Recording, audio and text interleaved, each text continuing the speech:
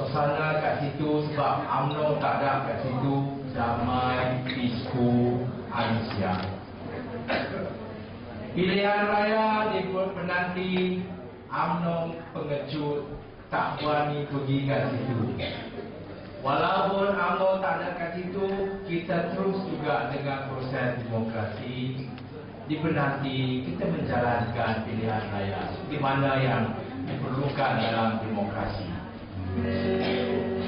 Kalau demokrasi perlu dijalankan begitu, kalaulah UMNO kata membuang duit, saya tak tahu kenapa pula Manik Hurai apabila disuruh sebagai satu tempat kursi yang kosong, dia nak rebut juga Manik Hurai. Itulah talang dua muka UMNO, tuan-tuan dan puan-puan. Kalau di penanti UMNO tak ada, cuba kita bayangkan dunia di Malaysia. Dunia Malaysia yang tanpa UMNO, kita hidup damai. You live a very peaceful life. You want to see a peaceful, meaningful by-election, you go to penanti. Di situ UMNO sudah mati tanpa berkubur. That is something very interesting. It gives me the imagination. Our next step for one good Malaysia is to have a Malaysia without UMNO. Saya dah berhenti tak baca INST, tak baca surat putusan. Saya masuk online.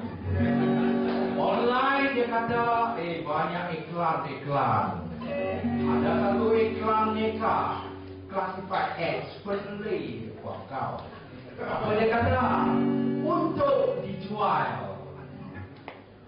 Apa untuk dijual? Warna hitam. Dipakai di negeri Perak.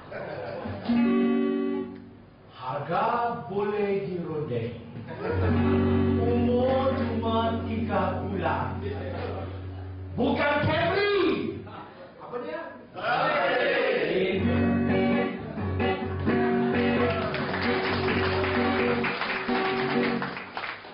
Macam gambar. Dan satu lagi apa yang kita perhati ialah apabila kita puasa sunat, saya rasa musuh-musuh kita di dalam selimut itu akan memperkatakan banyak perkara. Perkara yang pertama saya rasa, sebab saya seorang anak kampung, dilahirkan di negeri Kedah, dibesarkan di negeri Kedah, dekat-dekat dengan sawah Bendang. Jadi saya tahulah kawan-kawan saya, jiran-jiran saya, walaupun mereka berpuasa di bulan Ramadan, mereka juga kadang-kadang berpuasa kerana hendak menunaikan puasa sunat. Mereka memilih. And I read in the newspaper, our MD, Dato' Sri Niza, dia kata, I will go on fasting at the pleasure of Allah. So that is something I learned from our MD. Bukan itu. Jangan pula kita tak pandai tepuk tangan dah. Kalau nak naikkan semangat, kita kena juga tepuk tangan pada bila masa yang kita perlukan. Tuan-tuan dan puan-puan, saya rasa musuh kita mungkin akan mempermainkan semangat berkauman dan salah pada ni, salah pada Ngah. Dia kata mungkin kalau kita hunger strike, kalaupun kita puasa sunat, kita puasa, kita tak kacau orang mana-mana, kita puasa, hati kita dah tenteram, kita pun mencapai perdamaian dengan diri sendiri.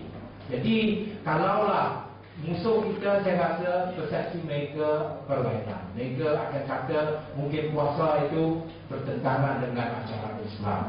Jadi ingat, ni kena berhati-hati. Musuh kita ni dia pandai tipu era. Dia akan cakap yang bukan-bukan. Utusan Malaysia akan mengapi-apikan semuanya. Jadi kita harus berwaspada. Satu lagi, apabila kita ni menjalani puasa, barangkali perut kekosongan, barangkali oksigen tak cukup, barangkali nutrien khasiat vitamin tak cukup. Jadi kalau oksigen tak cukup, vitamin tak cukup, lemah, lesu, tak mengapa. Itu ialah satu perbezaan supaya semangat kita hendak membubarkan dan akan berterusan. Semangat kita. Oleh yang demikian, apabila kita kelaparan, kita menyamakan diri kita dengan rakan-rakan kita yang mereka sedang terseksa. Siapa yang terseksa? Tak jauh sangat. Ini Ipoh. Kalau nak pergi ke Kamunting, tak jauh sangat. Orang-orang Kamunting masih ada. Jadi haruslah kita ingatkan mereka, apabila kita puasa, kita kelaparan, kehausan, masih kita mendekati mereka yang masih terkurung di Kamunting.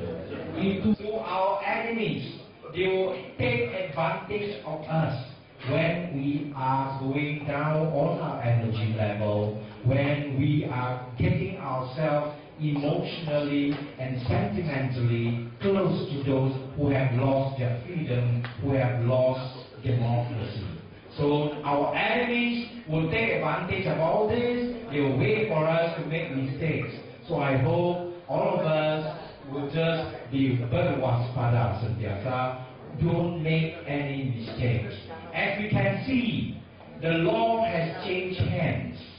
As we can see, the police have become the proxy of our enemies. They have all gone to the dark side. They have gone to the sebelah gelap. They have gone to the Zamri side. They have gone to the Najib side. But when the sun rises, kegelapan itu akan hilang. Kita akan menuju ke satu masa yang cemerlang dan juga cerah secerahnya. Tuan-tuan dan puan-puan, itu ialah dugaan pada kita. Don't make any mistake at this stage. Let's stay cool, let's stay calm, so that the enemy will not take advantage of any incident, will not take advantage of any manufactured, fabricated incident, just to utilize those to become an excuse for total crackdown. If total crackdown were to happen, it is not surprising.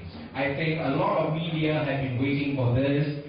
Perhaps our enemies are pushing us towards this. I hope that our rakan-rakan seperjuangan akan tabahkan hati, berhati-hatilah kita.